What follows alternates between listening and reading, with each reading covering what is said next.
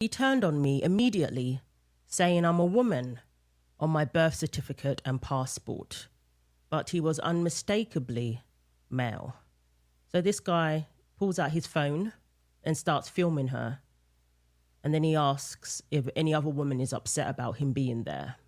Of course, trying to gain allies to make this woman feel like she's the one who was in the wrong. We think it was incredibly brave of Miranda Really? to speak up. Because And not it is quite supported scary. by other girls in the changing room either. That's not helpful. Well, I think the problem is, if you think about being in a changing room, some women say, "Oh no, it's fine, I don't mind." Well, actually, they're not. They can't speak for every woman. The law is the law, and they can't sort of say, "Oh well, I don't mind, so nobody else should mind either." So there's that category of woman.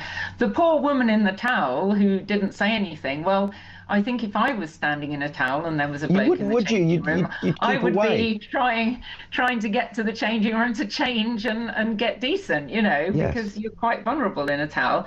And then Miranda was the one who spoke up and said, "No, this isn't right." And fair play to her, she actually stuck to her guns. And the upshot is that she's now been banned from Southwark leisure centres. I understand, I think all of the leisure centres in her area. So she can't use her council leisure centres anymore because she's been banned for speaking up.